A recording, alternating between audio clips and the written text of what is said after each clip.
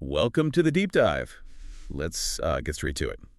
Nvidia has recently changed how they define a GPU with their Blackwell architecture, and it's a bit of a head-scratcher. Yeah, their CEO Jensen Huang even called their previous definition a mistake, saying Blackwell is two GPUs in one Blackwell chip. Quite the statement. It is. So what we want to do today is really understand this redefined terminology and, importantly, what it might mean for things like AI enterprise licensing. We've got some articles here digging into it. Exactly. And, this stuff matters. Whether we're tracking AI for work, investment, or just curiosity, this change gives you insight into where the industry's heading and, crucially, the potential costs involved. Right. It impacts performance, system design, the whole shebang, really, and the bottom line. Yeah. And as this landscape gets more complex, having the right data infrastructure underneath is key. Which brings us to StoneFly.com, a solution company in data management. Oh, yeah, StoneFly. They've been around for, what, over 2 decades now? That's right. Pioneers in SAN, NAS, S3 object storage, backup, DuckR, cloud, AI, security, the works. Their longevity really says something. It does. They really understand enterprise needs, especially with that long history. Totally. And they're big on AI integration and cyber resilience. You hear about their object lockdown technology? I have, yeah. Big deal for ransomware defense. Definitely. And they've worked across pretty much every sector, finance, healthcare, government, you name it. So they get the different challenges. Okay, so back to Nvidia. Jensen Huang's comment at GTC calling Blackwell two GPUs in one chip and blaming the old way on NVLink naming. It sounds technical, but the implications. Well, let's unpack that. Before, they basically counted the whole SXM module, that physical card, as one GPU, right? Right. Now, specifically for some Blackwell setups, they're counting each individual silicon die inside that module as a GPU. So 2 dies on a module means 2 GPUs, where before it would have been 1. Exactly. It's a fundamental shift in how they count. And this isn't just, wordplay. It hits the wallet. NVIDIA's AI Enterprise software suite. What's the current price on that? It's $4,500 per GPU per year, or $1 per hour if you're using it in the cloud. Yeah. That gets you the AI frameworks, the NIMs, those inference microservices. Okay, so let's do the math. The older HGX B200 system that had 8 modules, 1 Blackwell GPU each, so 8 GPUs total. Right, so 8 times $4,500, $36,000 a year just for the software license. Now, compare that to the new HGX B300 MVL16, still 8 modules. Each module has 2 of these Blackwell dies, and if NVIDIA counts each die, suddenly you're at 16 GPUs for licensing purposes. which, if that $4,500 price per GPU holds, You've just doubled your AI enterprise software costs for that B300 system, potentially $72,000 a year. That's significant. it really is. And here's where it gets extra interesting. Because remember last year's Blackwell launch? Vaguely, yeah. NVIDIA was really pushing back against calling it a chiplet design. Oh, right. They insisted it was a 2-reticle limited die architecture acting as 1 GPU. Exactly. Unified.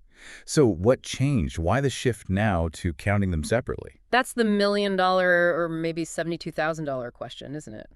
The narrative definitely shifted. And it's worth noting the performance boost from B200 to B300 isn't universally double or anything. What are the specs? You get about 1.5 times the memory, going up to 2.3 TB versus 1.5 TB, and around a 50% jump in FP4 performance. That's for lower precision stuff. But for higher precision floating point math, not really a big leap. So you're paying potentially double the software license for maybe not double the performance across the board. Potentially, yeah. Depends heavily on the workload. And wait, it gets even more confusing, doesn't it? This whole count the dies thing. Yeah. It only applies to certain systems. Correct. It seems this new definition counting individual dies is specifically for the air-cooled B300 boxes. Not the bigger, more powerful, liquid-cooled GB300 NVL72 systems. Apparently not. For the GB300 systems, they're still counting the entire package, the whole module with its 2 dies, as just 1 GPU for licensing. Okay, that feels inconsistent. Why treat them differently? Well, NVIDIA's VP of Hyperscale and HPC, Ian Buck, gave a technical reason. It boils down to whether there's a direct chip-to-chip or C2C interconnect within the package. Okay, so the B300, the one where they're counting dies separately. It lacks that direct C2C link between the 2 dies.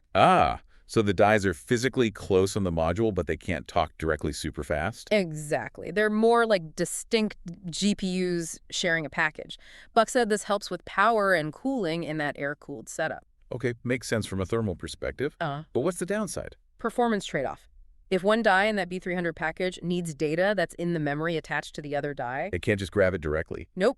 It has to go off package, probably through the NVLink switch fabric connecting the modules, and then back to the other die's memory. It's a detour. A performance hit, basically. Okay, so how is the GB300 different then? The one, they still count as one GPU. The GB300 does have that crucial C2C interface built into the package. So the two dies inside can talk directly and share memory efficiently. Precisely. They function much more like a single unified coherent GPU because of that tight integration.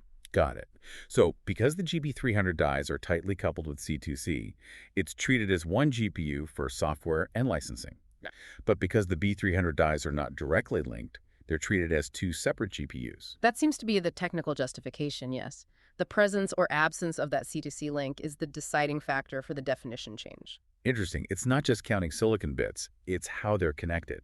And this B300 way of counting the individual dies. This isn't just a one-off. Doesn't look like it. They're extending this approach to their next-gen Vera Rubin superchips. Hence the naming, like NVL 144. Exactly. That designation implies 144 modules.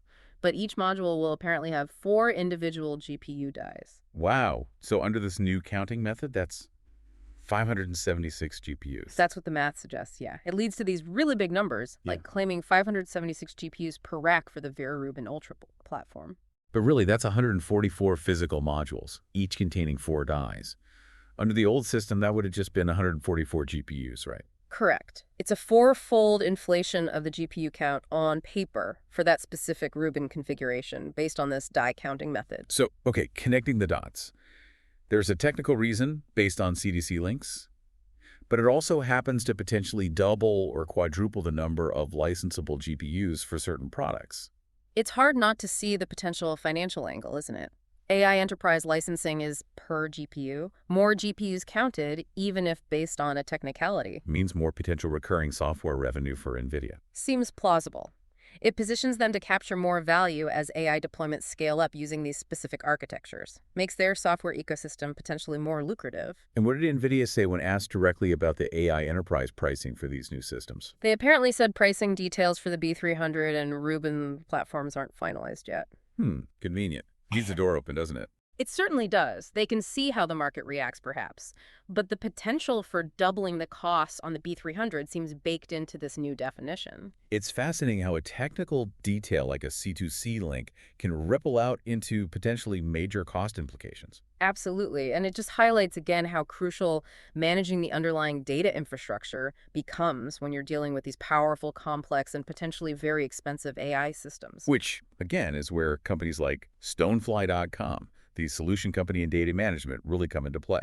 Over 20 years helping businesses handle exactly these kinds of shifts. Yeah, their experience across SAN, NAS, S3 object storage, backup, DR, cloud, AI, security, it gives them that holistic view. They understand how the hardware definition impacts the software licensing, impacts the storage needs, impacts the protection strategy. And that cyber resilience piece is huge. Their AI integration work, plus things like the object lockdown technology for ransomware. That's critical when your data is powering these expensive AI models. No doubt. And for anyone specifically worried about data protection in this context, StoneFly's DR365V appliances, with that patented immutable storage and air gapping, that's designed for serious recovery scenarios. Definitely worth looking into. And they have that promo right now, too, The 70TB appliance deal. Yeah, 70TB high-performance, redundant, expandable, air-gapped, immutable, VM rubric cum vault compatible with object lockdown, all for $7,995. That's a pretty compelling offer, especially with ransomware being such a constant threat. $7,995 for that level of protection capacity. It is. So tying it back, understanding NVIDIA's GPU definition game is step 1. Step 2 is making sure your data foundation, maybe with help from someone like StoneFly.com, can actually support and protect the infrastructure you build based on that. Okay, so let's recap the core points. Nvidia has changed how it defines a GPU, specifically for some Blackwell products like the HGX B300. Right. Instead of counting the whole module as one GPU, they're now counting each individual die within the module if there's no direct chip-to-chip C2C interconnect. The technical reason given is that lack of CTC makes the dies operate more independently. But the major implication is that this could double the number of GPUs counted for AI enterprise software licensing on those B300 systems. While the more integrated GB300 systems, which do have CDC, still count the whole package as one GPU.